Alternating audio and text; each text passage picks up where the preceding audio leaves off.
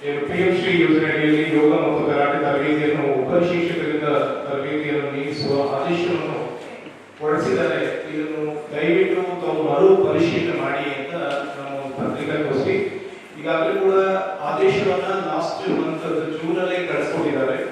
ಅಲ್ಲಿ ವಿಚಾರ ಏನಪ್ಪಾ ಅಂದ್ರೆ ಅಲ್ಲಿ ಗೌರವಧನವನ್ನ ಸರ್ಕಾರ ಕೊಡ್ತಾ ಇದೆ ಕರಾಟೆ ತರಬೇತಿದಾರರಿಗೆ. ಅದರಲ್ಲಿ ಕರಾಟೆ ಮತ್ತು ಯೋಗ ಎರಡೂ ತರಬೇತಿಗಳನ್ನ ಒಬ್ಬ ಶಿಕ್ಷಕರಿಂದಲೇ ಮಾಡಬೇಕು ಅನ್ನೋದು ಸರ್ಕಾರದ ನಿಲುವು.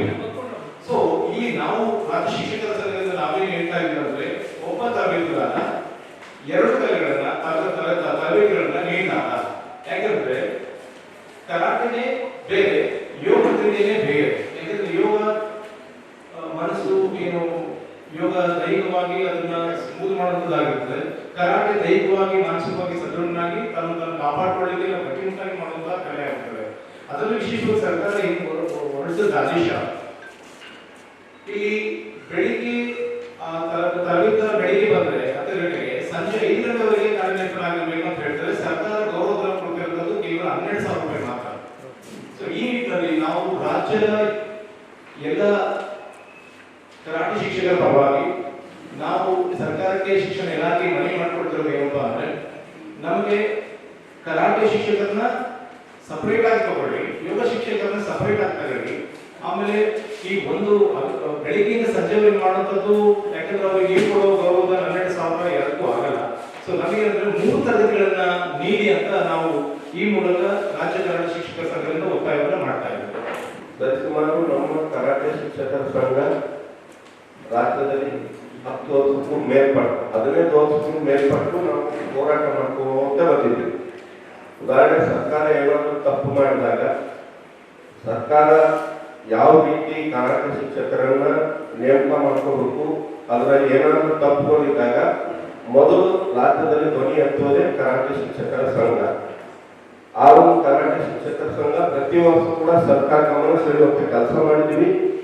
ಈಗೂ ಕೂಡ ಸರ್ಕಾರ ಎಲ್ಲೋ ಒಂದು ಕಡೆ ತಪ್ಪು ಮಾಡಿದೆ, ಆ ತಪ್ಪನ್ನು ತಿದ್ದುಕೊಂಡು ರಾಜ್ಯದಲ್ಲಿರುವಂತಹ ಎಲ್ಲಾ ಕರಾಟೆ ಶಿಕ್ಷಕರಿಗೆ ಒಂದು ನ್ಯಾಯ ಒದಗಿಸಬೇಕು ಅನ್ನೋ ಉದ್ದೇಶ ಇಟ್ಟುಕೊಂಡು ಈಗಾಗಲೇ ನಾವು ಜಿಲ್ಲಾವಾರು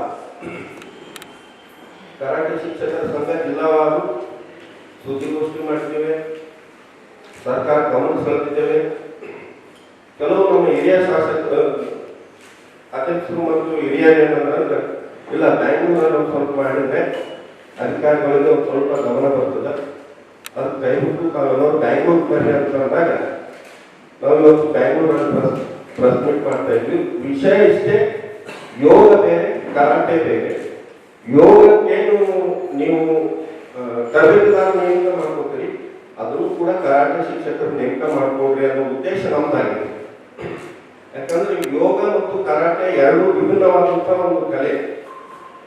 ಅವ್ರು ಕೊಡುವಂತ ಆಸನಗಳು ಬೇರೆ, ಕರಾಟೆಯಲ್ಲಿರುವಂತಹ ಆಸನಗಳು ಬೇರೆ. ಅದಕ್ಕೆ ಯೋಗ ಬೇರೆ ಕರಾಟೆ ಬೇರೆ ಇರೋದಕ್ಕೆ ಇಬ್ಬರು ಶಿಕ್ಷಕರಿಗೆ ಮಾಡ್ಕೊಡ್ರಿ. ಈ ಕೆಲವೊಂದು ಕಡೆ ಏನಾಗತ್ತಪ್ಪ ಅಂದ್ರೆ, ಯೋಗ ಶಿಕ್ಷಕರು ಕರಾಟೆ ಸರ್ಟಿಫಿಕೇಟ್ ಅನ್ನ ಫೋರ್ಜರಿ ಮಾಡ್ತಾರೆ. ಯಾರು ಕರಾಟೆ ಶಿಕ್ಷಕರು ಇರ್ತಾರ ಅವ್ರ ಹತ್ರ ಸರ್ಟಿಫಿಕೇಟ್ ಅನ್ನು ತಗೊಂಡು ನಾನು ಯೋಗ ಟೀಚರ್ ಅಂತ ಅವ್ರು ಹೋಗ್ತಾ ಇದ್ದಾರೆ, ಅವ್ರು ಕರಾಟೆ ಟೀಚರ್ ಅಂತ ಇವ್ರು ಹೋಗ್ತಾ ಇದ್ದಾರೆ. ಇದರಲ್ಲಿ ಏನು ಬದಲಾವಣೆ ಇರೋ ಕೂಡ ಸರ್ಕಾರದ ಒಂದು ಏನ್ ಸವಲತ್ತು ಐತೆ ಅದನ್ನು ತಗೊಂತಾ ಇದ್ದಾರೆ. ಅದಕ್ಕೆ ನಮ್ಮ ಕರಾಟೆ ರಾಜ್ಯ ಕರಾಟೆ ಶಿಕ್ಷಕರ ಸಂಘದ ಉದ್ದೇಶ ಇಷ್ಟೇ, ಇದು ಯೋಗ್ಯವಾದ ವ್ಯಕ್ತಿಗೆ ಈ ಒಂದು ಯೋಜನೆ ಮುಟ್ಟಲಿ ಅನ್ನೋ ಕಾರಣಕ್ಕೆ ನಾವು ಇಲ್ಲಿ ಪ್ರೆಸ್ ಮೀಟ್ ಮಾಡ್ತೀವಿ. ಇದರ ವಿಷಯ ಕುರಿತು ಹೆಚ್ಚಿನ ಮಾಹಿತಿಗಾಗಿ ಅಧ್ಯಕ್ಷರಿಗೆ ಒಂದು ಸ್ವಲ್ಪ ಹೇಳಲು ಅವಕಾಶ. ಎರಡು ಕಡೆ ಕೂಡ ಬೇರೆ ಬೇರೆ ಶಿಕ್ಷಕರನ್ನು ನೇಮಿಸುವುದರಿಂದ ಇಬ್ಬರಿಗೂ ಕೂಡ ಅನುಕೂಲ ಇರುತ್ತೆ. ಆ ಕಡೆ ಕರಾಟೆ ಶಿಕ್ಷಕರಿಗೆ ಒಂದು ಕೆಲಸ ಆಗುತ್ತೆ, ಈ ಕಡೆ ಯೋಗ ತರಬೇತಿದಾರರಿಗೆ ಒಂದು ಕೆಲಸ ಆಗುತ್ತೆ. ಅದರಿಂದ ಈ ಸರ್ಕಾರ ಇದನ್ನು ದಯವಿಟ್ಟು ಮರುಪರಿಶೀಲನೆ ಮಾಡಬೇಕಂತೇಳಿ ರಾಜ್ಯ ಕರಾಟೆ ಶಿಕ್ಷಕರ ಸಂಘದಿಂದ ನಾವು ಒತ್ತಡ ಆಗ್ತಾ ಇದ್ದೀವಿ. ಮತ್ತೆ ಈ ಒತ್ತಡವನ್ನು ನಾವು ಇವತ್ತು ಸರ್ಕಾರಗಳು ಮುಗಿಸ್ತಾ ಇದ್ದೀವಿ, ಮಿನಿಸ್ಟರ್ಗಳು ಮುಗಿಸ್ತಾ ಇದ್ದೀವಿ. ಅದಕ್ಕೆ ನಿಮ್ಮ ಎಲ್ಲರ ಸಹಕಾರ ತುಂಬಾ ಅಗತ್ಯ ಇದೆ ಸರ್. Thank you sir. ಅಧ್ಯಕ್ಷ ಸದಸ್ಯರುಗಳು ಮತ್ತು ಅಲ್ಲಿರ್ತಕ್ಕಂಥ DO DDP ಅವರು ನಮ್ಮ ಕರಾಟೆ ಶಿಕ್ಷಕರನ್ನ ತಗೊಳ್ತಾರೆ. ಸೊ ಈ ಒಂದು ಆದೇಶದಿಂದ ಶಿಕ್ಷಕರು ಕೂಡ ಗೊಂದಲದಲ್ಲಿದ್ದಾರೆ, ಮುಖ್ಯೋಪಾಧ್ಯಾಯರು. PU ಅವರು ಕೂಡ ಗೊಂದಲದಲ್ಲಿದ್ದಾರೆ. ಯಾಕಂದ್ರೆ ನಾವ್ಯಾರು ಕೂಡ ಹೋಗ್ತಾ ಇಲ್ಲ ಈಗ.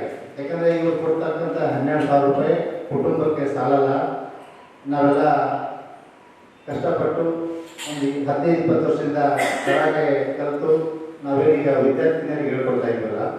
ಸೊ ಆ 12,000ರಲ್ಲಿ ನಾವು ನಮ್ಮ ಮನೆ ಬಾಡಿಗೆ ಕಟ್ಕೊಂಡು, ನಮ್ಮ ಮಕ್ಕಳ ಫೀಸ್ ಕಟ್ಕೊಂಡು, ನಮ್ಮ ಹೊಟ್ಟೆ ಪಾಡು ಮಾಡಿಕೊಂಡು ನಾವು ಬೆಳಗಿಂದ ಸಂಜೆ ಮಟ್ಟ ಹೇಳೋದು ಬಹಳ ಕಷ್ಟಕರವಾಗ್ತದೆ. ಸೊ ಸರ್ಕಾರಕ್ಕೆ ನಾವು ಏನು ಒತ್ತಾಯ ಮಾಡ್ತಾ ಇದ್ದೀವಿ ಅಂದರೆ, ಮೊದಲಿನ ಥರ ಯಾವ ರೀತಿ ಇತ್ತು, ನಾವು ಈ ಹಿಂದೆ ಮಧು ಬಂಗಾರಪ್ಪ ಸರ್ ಅವರು ಶಿಕ್ಷಣ ಮಂತ್ರಿ ಆಗಿದ್ದಾಗ ನಮ್ಮ ರಾಜ್ಯ ಕರಾಟೆ ಶಿಕ್ಷಕರ ಸಂಘ ಮನವಿ ಮಾಡಿತ್ತು. ಅವರು ತಥಾಸ್ಥಿತಿ ಈ ಹಿಂದೆ ನಡೆದಂಥ ಸ್ಕೀಮನ್ನೇ ಮುಂದುವರಿಸಿದ್ರು. ಸೊ ವಾರದಲ್ಲಿ 3 ದಿನ ನಾವು ಪ್ರೌಢಶಾಲಾ ವಿದ್ಯಾರ್ಥಿಗಳಿಗೆ ಕರಾಟೆ ಬೋಧನವನ್ನು ಮಾಡಿ ಬರ್ತಾ ಇದ್ವಿ. ನಮಗೆ ಅವರು ಗೌರವಧನವನ್ನು ಕೊಡ್ತಾ ಇದ್ರು. ಸೊ ಆ ನಿಟ್ಟಿನಲ್ಲಿ ಅದು ಸರಿಯಾಗಿತ್ತು. ಆಮೇಲೆ ಇವಾಗ ಈ PM ಶ್ರೀ ಶಾಲೆಯ ಮಕ್ಕಳಿಗೆ ಏನು ಕೊಡಬೇಕಂತ ಆದೇಶ ಬಂದಿದೆ. ಈ ಒಂದು ಯೋಗ ಮತ್ತು ಕರಾಟೆ ಒಬ್ಬರನ್ನೇ ತಗೊಂಡ್ರೆ ಬಹಳ ಗೊಂದಲ ಆಗುತ್ತೆ. ಕರಾಟೆ ಕಲ್ತಂಥವ್ರು ಮತ್ತೆ ಯೋಗ ಸರ್ಟಿಫಿಕೇಟ್ ಅನ್ನ ತಗೊಂಡು ಅಟ್ಯಾಚ್ ಮಾಡಿ ಕೊಡ್ಬೇಕು. ಇಲ್ಲ ಯೋಗ ಕಲ್ತಂಥವ್ರು ನನಗೆ ಈ ಹುದ್ದೆ ಸಿಗಲಿ ಅಂತೇಳಿ ಕರಾಟೆಗೆ ಸರ್ಟಿಫಿಕೇಟ್ ತಗೊಂಡು ಅವ್ರು ಅಟ್ಯಾಚ್ ಮಾಡಿ ನನಗೆ 2 ಬರುತ್ತೆ ಅಂತ ಕೊಡಬೇಕು. ಸೊ ಇದನ್ನ ಪರಿಶೀಲಿಸೋರು ಯಾರು?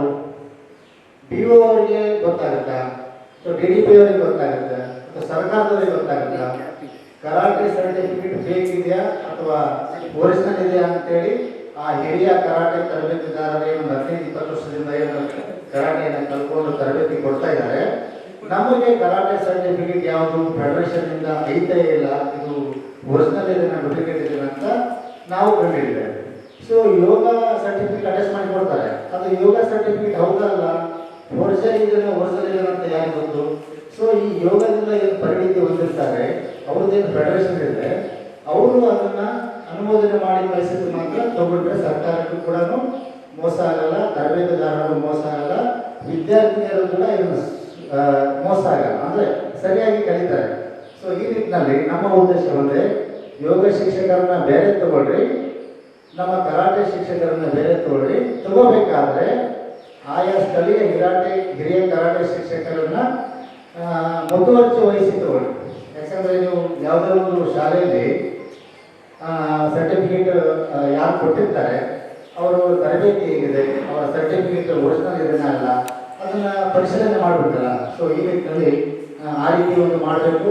ಮತ್ತೆ ನಾನು ರಾಜ್ಯ ಸರ್ಕಾರಕ್ಕೆ, ಮಾನ್ಯ ಮುಖ್ಯಮಂತ್ರಿ DK ಶಿವಕುಮಾರ್ ಅವರಿಗೆ ಮತ್ತೆ ಎಲ್ಲ ಸರ್ಕಾರದ ಎಲ್ಲರಿಗೂ ಕೂಡ ನಾನು ಒಂದು ಮನವಿ ಏನು ಮಾಡ್ತಾ ಇದ್ದೀವಿ, ರಾಜ್ಯ ಕರಾಟೆ ಶಿಕ್ಷಕ ಸಂಘದಿಂದ ಈ ಬರೀ PM ಶ್ರೀ ಶಾಲೆಗಳಿಗೆ ಅಷ್ಟೇ ಇದನ್ನ ನೀವು ಕೊಡ್ತಾ ಇದ್ದೀರಾ, ಇನ್ನುಳಿದ ಶಾಲೆಯ ಮಕ್ಕಳು ವಂಚಿತರಾಗಿದ್ದಾರೆ. ಸೊ ಎಲ್ಲ ಪ್ರೌಢ ಶಾಲೆಗಳು ಕೂಡ ಇದನ್ನ ಕಡ್ಡಾಯಗೊಳಿಸಿ ಈ 12,000 ಮಾಸಾಸನ ನಮಗೆ ಸಾಲಲ್ಲ, ಅದನ್ನ 24,000ಕ್ಕೆ ಏರಿಸಿದರೆ